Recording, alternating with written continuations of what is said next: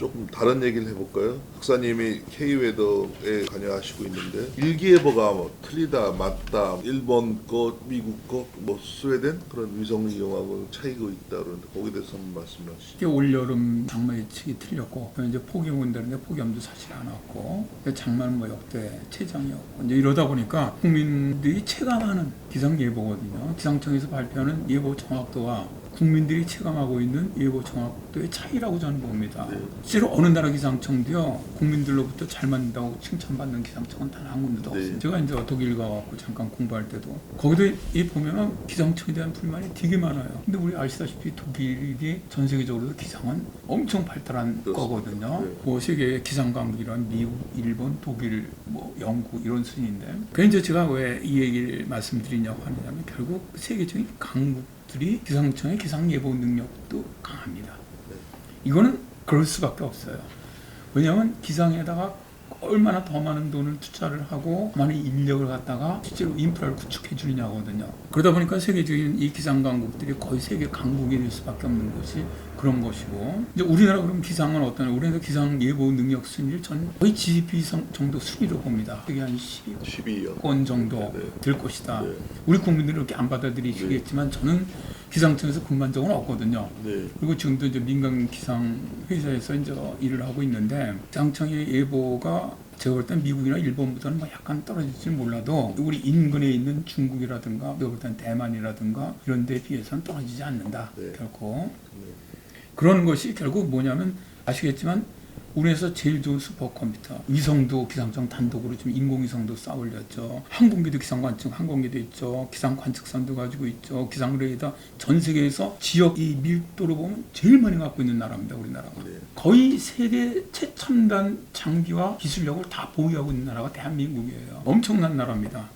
또 아시겠지만 기상청의 기상 인력들의 이 퀄리티가 엄청나요. 정말 제가 봐도 감탄할 정도로 좋습니다. 그러나 이제 예보라는 것이 아시겠지만 미래를 예측하는 일이다 보니까 맞아주면 참 좋은데 이제 이런 것들이 기상청이 이제 예보를 내는 것들이 그냥 단순하게 예보를 내는 것들이 아니거든요. 그분들도 참 수많은 모델들, 그 모델도 이제 물론 현재 이제 기상청에서 영국형 모델을 쓰고 있어요. 네. 근데 그 모델만 보는 건 아니거든요. 이제 한국형 수치 모델이 개발돼 갖고 오픈은 안 했지만 그것도 지금 현재 쓰고 있어요. 거기다 또 자자자자하는 모델들을 굉장히 많이 보고 있습니다. 네.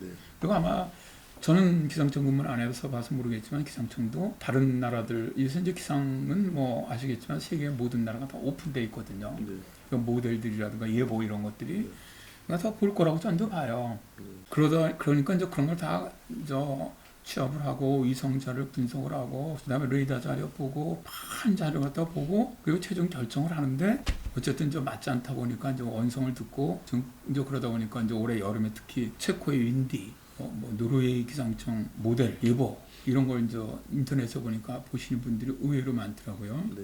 박사님은 공군 기상 전대장을 하셨는데 공군 기상 전대에서 이렇게 조사하는 거랑 이 기상청에서 조사하는 거랑 뭐 약간 차이 있지만 비슷한 거 아닙니까? 자료 그러니까 로우 데이터는 자료, 네. 차이가 없어요. 네네.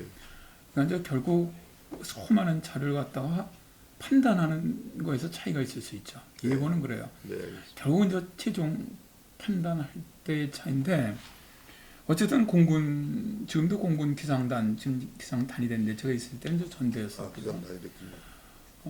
전대 공군 기상대의 예보 능력은 알아주죠. 예전에 어떤 기상청장이 공군에 오셔갖고 공군 참모총장 보고 어떻게 저렇게 기상청 예보보다 공군 기상대 예보가 더 잘 맞느냐. 네.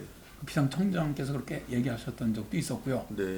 몇 년 전에 하도 기상청 예보가 틀리니까 감사원에서 기상청 예보가 왜 틀리는지 감사를 나갔습니다. 네. 그때도 그 감사원들이 얘기했던 게 뭐 저도 이제 나중에 얘기를 들었는데 왜 민간 기상 업체인 K웨더 예보보다도 더 부정확하냐? 네. 이거 선전 아닙니다.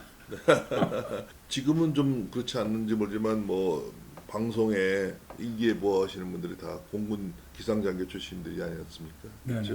네. 근데 아까 박사님 말씀할 때 독일이 여기 연결되어 갖고 독일이 그 기상이 가장 발달됐다 그러는데 이 공군으로 치거나 뭐 해군 비행기라든가 치면 미국이 가장 그건 공군 같은 게 발전된 나라인데 독일이 특히 기상이 발전된 이유는 뭡니까? 기상 예보라든가. 아, 그게 왜냐하면 옛날에 그 기상이 1930년대 그 노르웨이 학파라고 우리 기상학에서는 가장 먼저 이 이론적인 바탕을 세운 게 노르웨이 학파입니다. 그렇군요. 뭐 하여튼 지금의 많은 뭐 기단론, 전선론 뭐 이런 걸 다 네, 네. 만들어내는 학자들이 이 학자들이 2차 세계대전 시작되기 전에 이제 독일이 그러니까 노르웨이라든가 스웨덴을 다 점령했지 않습니까? 네, 네. 그러면서 그쪽에 있는 그 기술력이 다 독일 아, 기상대로 흡수가 됐습니다. 네, 네. 이 일부는 미국으로 이제 뭐, 탈출을 했지만, 그렇죠. 그래서 실제로 저 미국 그 기상 그 기술들도 그쪽 노르웨이 학파 그쪽에서 갔던 학자들의 네. 도움을 많이 받았습니다.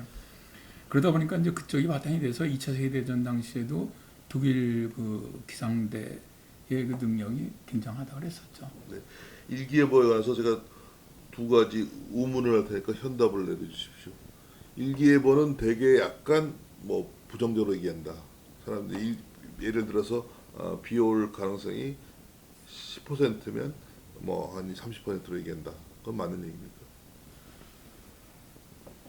일단 뭐 기상 예보를 갖다가 100% 정확하게 내기는 어렵지 않습니까? 네, 그러면은 네, 제가 볼 때는 저도 그랬고요. 네. 일단 저도 공군에 있을 때 재난을 염두에 둬야 하지 않습니까? 네, 네. 그렇게 되다 보면은 예를 들어서 이제 예보가 한 100에서 200mm 정도 올 가능성이 가장 높아요. 그거보다 더 올 가능성은 20%더 돼요. 네. 예를 들어 20%. 가장 높은 비율은 100에서 200mm라고 한다면 이제 만일을 생각해서 예보를 했다면 150에서 250mm 약간 올려져요. 네. 그거는. 네. 그거는 그리고 태풍 같은 것도 올라올 때 이제 기상청이 이제 뭐 좀 욕먹는 이유도 자 이제 많이 이제 요새는 뭐 다 오픈이 되니까 좀 많은 분들이 인터넷에서 보고 자 미군 예보는 이렇다, 일본은 이렇다. 다 왜 그런데 기상청이 이렇게 되느냐? 그렇게 이제 예측을 하는데 저는 이제 기상청을 갖다 옹호할 생각은 없어요. 근데 제가 볼 땐 그런 건 있는 것 같아요. 자 이제 우리나라 쪽으로 올라다가 남쪽에서 제주도 쪽에서 동쪽으로 틀었어요. 네. 틀 것 같아 이제 이제 모델들이 막 네, 바뀌어요. 바뀌는데도 기상청은 올라온다래요. 네. 이게 이제 작년 같은 게 솔릭 같은 태풍의 네. 예인데. 태풍이 뭐 바뀔지 모르니까. 근데 그런데 이게 올라올 확률이 20% 예를 들어 30% 네. 동쪽으로 틀 확률이 예를 들어 60, 70%가 된다고 하면은요. 네.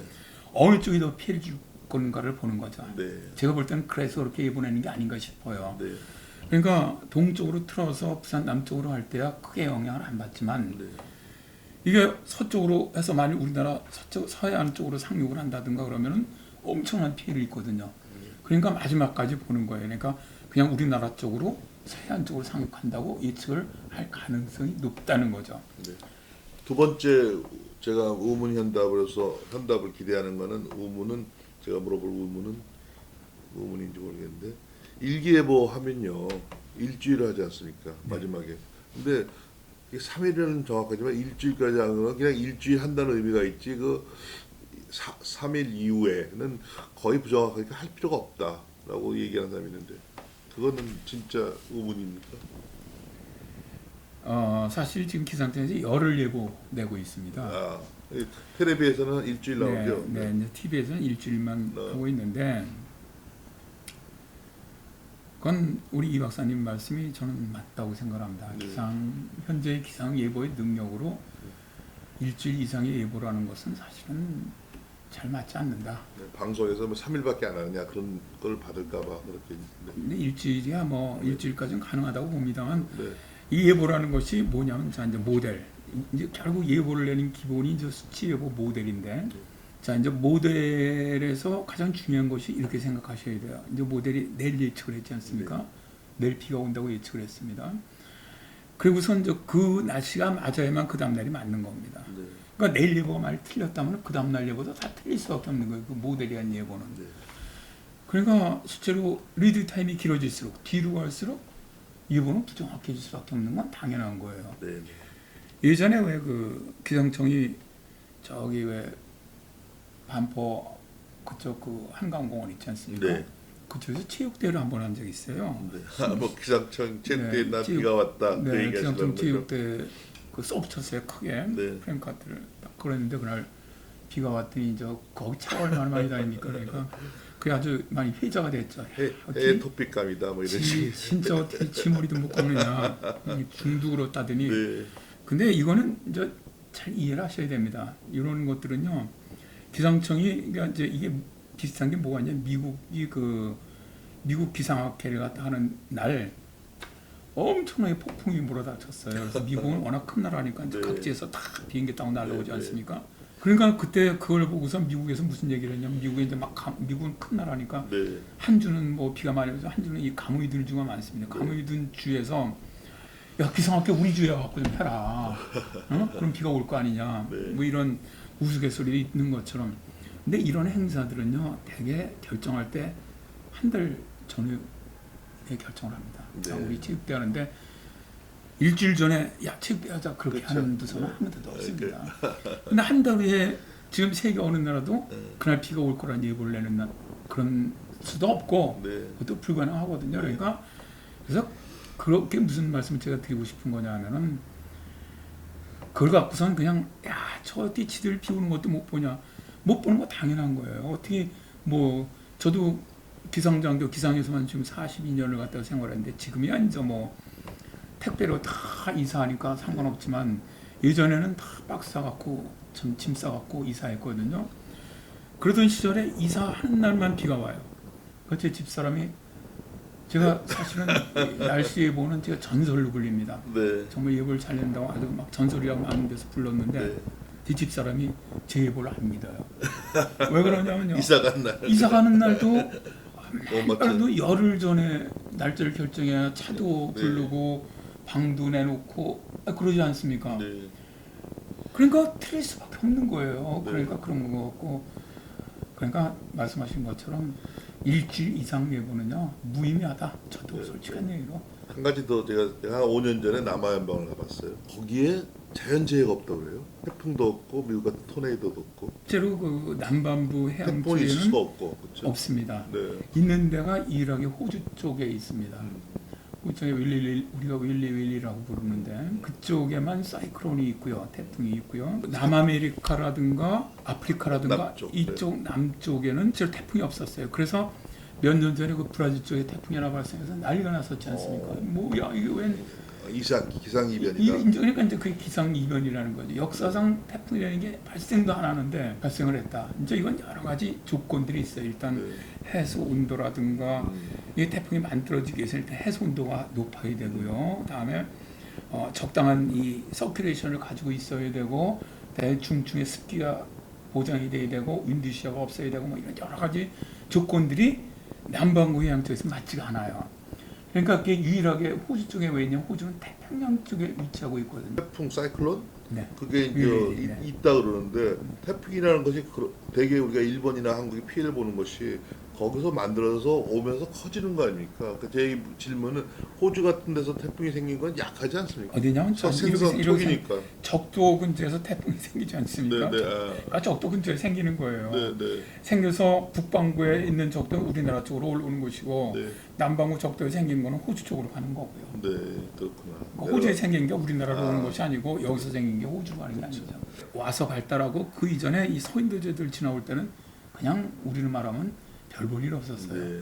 그냥 태풍이라고 지금 우리나라 태풍이라고 부르는데 한 중정도급 정도 되는 태풍 이게 지나왔는데 서인도제들 피해가 엄청났어요. 왜 그런지 아십니까? 서인도제들은 다 가난해요. 아시겠지만 네. 아주 뭐 쿠바서부터 시작을 해갖고 아이티라든가 뭐 이런 나라들 가난한 나라들은 사회적 인프라들이 이런 기상 기후 이변이라는 날씨에 대응할 수 있는 인프라가 없다 보니까 피해는 더 커지거든요.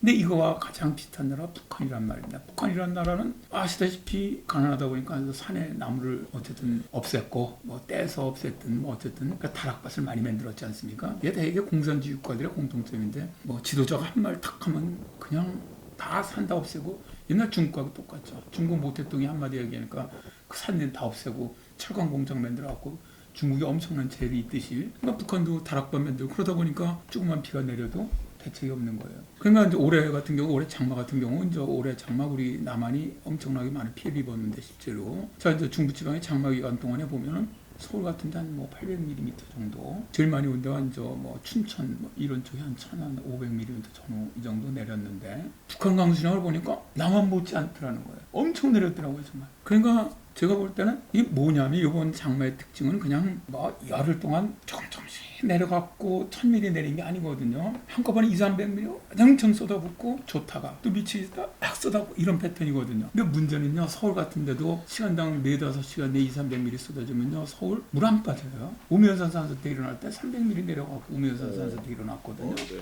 그럼 북한 같은 데 다 무너져 내린다고 봐야 돼요. 네. 거의 뭐 우리나라 이번에 그 전라남도 쪽에 그 300mm, 새벽에 300mm 내리니까 아무것도 없잖아요. 댐도 안 무너지고 그냥 다 쓸려갖고 아무것도 없잖아요. 제가 볼 때는 거의 북한 그랬을 것 같아요. 황해도 쪽, 뭐 저쪽 저 강원도는 저 산악지대지만 하여튼 저 해안 쪽, 그다음에 저 태풍이 올해 올라왔던 게 전부 다 그대로 북진을 했어요. 9호 태풍 마이사카, 10호 태풍 하이선이 그게 부산 쪽에서 그대로 그냥 직선으로 북진을 했거든요. 그러다 보니까 이게 청진 쪽으로 다시 상륙을 했어요. 그때 이 강릉이 한 300mm 비가 내렸거든요, 지나가면서.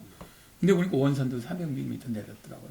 그럼 태풍이 올라가는 짧은 시간에 300mm면요. 자, 우리도 그 태풍 마이서 지나갔을 때 한번 보시죠. 그 해변가에 피치들 다 날아가고 비 엄청 걷지 않습니까? 근데 북한 같은데 그런 걸 방어할 수 있는 해안가에 내려 쉘터 이런 것들도 없고 집들도 약하고 그렇기 때문에 아마 지금 외부로 그걸 발표를 안 해서 그렇지 북한의 자연재난이 오늘 엄청났을 것이다. 그렇게 얘기하고 있습니다. 엄청났을 겁니다. 그런데도 불구하고 앞으로도 제가 볼 때는 그래서 뭐 일부 그 기후 전문가들은 그렇게 예측을 하고 있죠. 북한이 사실 망하는 게 뭐 다른 이유 중도 있겠지만 그 중에 하나가 기후변화 때문일 수도 있다. 기후변화에 지금 북한은 대응할 수 있는 능력이 하나도 없거든요. 그렇지 않습니까? 북한은 오로지 군사력, 네. 그다음에 군인들에 대한 선군, 네. 뭐 이런 것들이기 때문에 진짜 뭐 지금 당장 눈에 보이지 않는 기후변화에 대응한다는 거는 쉽지 않다는 얘기죠. 그러면은 자 보시죠. 올해 당장 예를 들어서 겨울에 혹한이 온다. 내년에 폭염이 온다. 내년에 더 많은 비가 내린다. 태풍이 북한까지 강타를 하고 올라간다. 거기 대응하겠습니까? 그 피해라는 거 말도 못 한다는 거죠. 뭐 제가 알기로는 어쨌든 뭐 지금 뭐 황해도라든가 이쪽 평양이 아닌 쪽에 식량 문제도 있는 걸로 알고 있는데 뭐 비공식적으로 결국 국민들이라는 게 이제 역사를 공부하셔서 알지만 세계 어떤 모든 혁명이라든가 혁명, 뭐 반란이라든가 밀란이라든가 모든 것들은 식량 문제거든요. 결국 먹고 사는 것이 해결이 안 되면 그렇죠. 네. 일어날 수밖에 없거든요. 근데 그렇게 보는 거죠. 기후 전문가들은 결국 그런 기후 변화에 적응 못하면 인민들이 다 굶어 죽게 생기면 글쎄 모르겠습니다.